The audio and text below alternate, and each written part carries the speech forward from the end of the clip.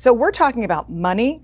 We're talking about capital. We're talking about money leading to control on a geopolitical stage. So is there any merit to what is happening in the South China Sea?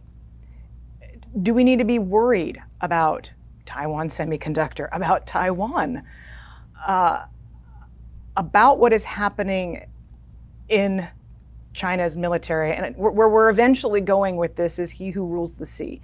And the whole idea of reserve currency status, because in the history of mankind, going back to the Roman Empire, it's never been lost if there's just been a currency war, or if a currency war has escalated to a trade war. It's only if you get to that third step where it escalates to a hot war that the currency itself is at play and at risk. But as you just said, less than 2% of global transactions are being done. However, they're looking for a workaround.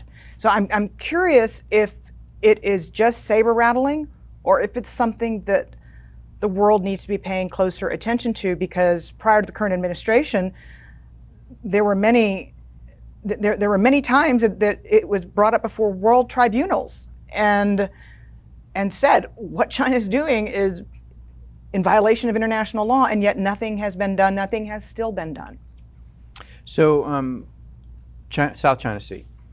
The Chinese Communist Party told the People's Liberation Army back in the 70s, hey, the Vietnamese are starting to move into these islands in the South China Sea. We need to do something about it. And PLA told the Chinese Communist Party, we don't have the resources. We don't have aircraft carriers. We don't have we can't sustain any kind of effort down there, because how are we going to fuel our ships? How are we going to keep them operational? So that's in the 70s. Fast forward to 2013, 2014. Now they finally have the resources, and so they start building the islands in the South China Sea. So the whole point of the islands in the South China Sea is that this is fed by the Russians, the technology, military.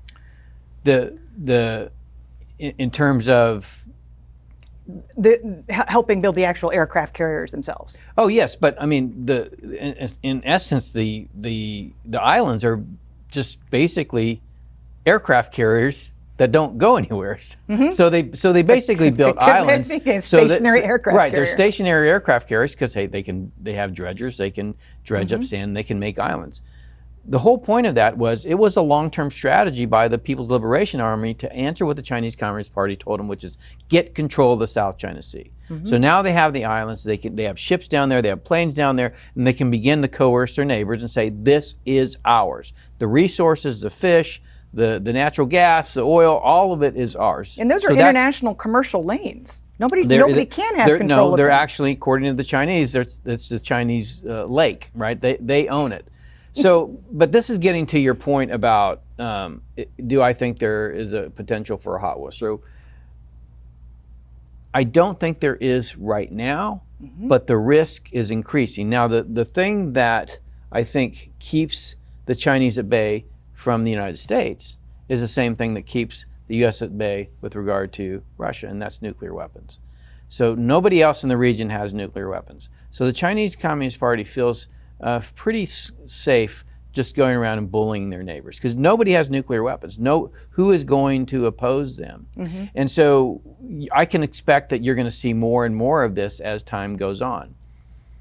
As you lead into this question about is there going to be a change in the reserve currency? I don't think so, because the Chinese aren't willing to allow their currency to float. And there's no way that anybody's going to want to take the yuan if the only way that they can exchange it is to go begging at the People's Bank of China. So I don't think that.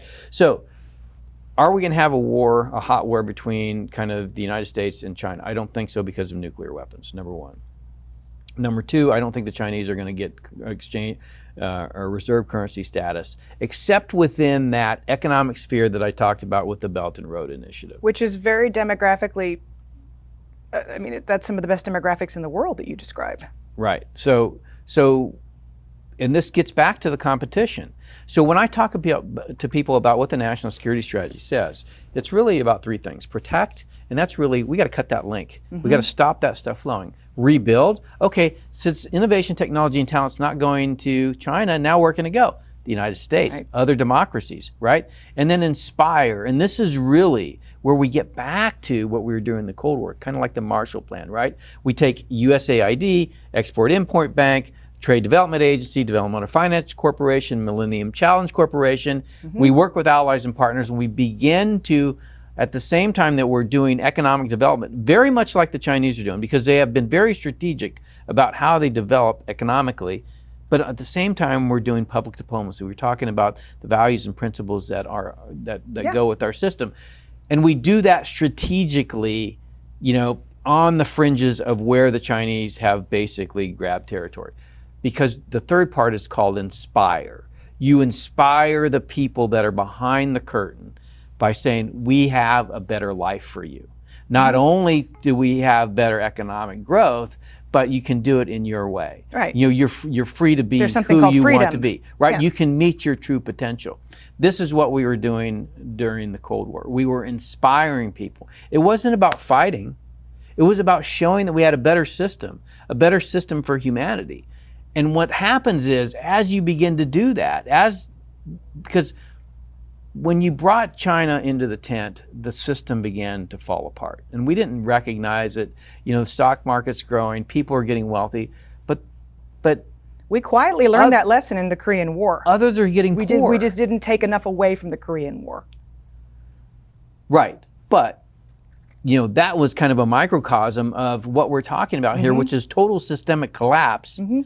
And so you have to basically begin to heal that system, and as it grows up, and as you help certain other emerging market economies that actually want to go a different way. But if you look today in terms of what USAID does in Africa, just look at water.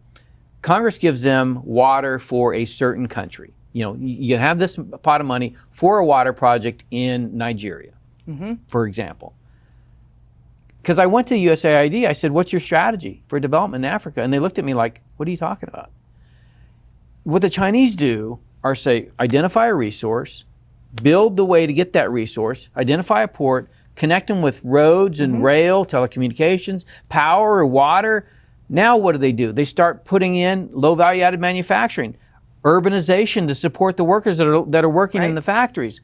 Now you've got you've gone from a backwater to industrial economy to information economy, $50 smartphones, you're using WeChat, Tencent, Alibaba, all of these companies this begins, now you've got an information economy. And when we do development— And a populace that's beholden to you, by the way. Exactly. And so when we that's what we did, if you think about it, that was the Marshall Plan. Yep. It's Yep, exactly what we yes. did. Except rather than, being piecemeal like we've been for the last 30 years, it was focused. It was about building the civil society. At the same time, we were building a comprehensive, economic capability that was tied to the United States. We stopped doing that at the end of the Cold War. And that's the same time the Chinese came in and said, okay, you're not going to do that. But that's a great idea. We're going to do it, and we're going to tie it to our way of looking at the world. And it's worked for them beautifully because our business sector and our financial sector has actually been involved with them doing that. That's what when McKinsey gave me the report in the White House that says, hey, we should partner with Africa, or with China in Africa. And I'm like, what are you talking about? And I asked him, I said, who did you interview for this report? The business owners? Who are they? Chinese? Who else? The leaders of the countries, authoritarians. Who else? Did you interview any of the people? I literally asked them that. Right. And they said, well, I asked a taxi driver here and there. So that is, and you actually get to kind of the incestuous nature of Wall Street and the consulting firms that they deal with all the time. But it's affirmation bias. You might as well be conducting really expensive research inside of a vacuum, because that's as much value add as you're going to get out of it. Sorry. But a country's name continues to pop into my mind, and that is India. it would seem that if there are any global allies that are, for lack of a better term, up for grabs, that there is a ton of focus right now on the potential in India, that, by the way, has more people in it than China, and they're a lot younger. It would seem to me that somebody in Washington, D.C. needs to be hyper-focused on building a fantastic relationship with a country that has always assisted our service economy. And I have friends who have entire workforces in India and can't speak highly enough about their work ethic and their adoption of education. But it would seem to me that in addition to everybody we consider to be our traditional, if you want to go back to the Cold War, the old Cold War, everybody who was on our side then, plus India, seems like we've got a fighting chance. Plus, there's a lot for American companies to go in and do economically. I mean, when you think about I'll go back to the Korean War for a minute.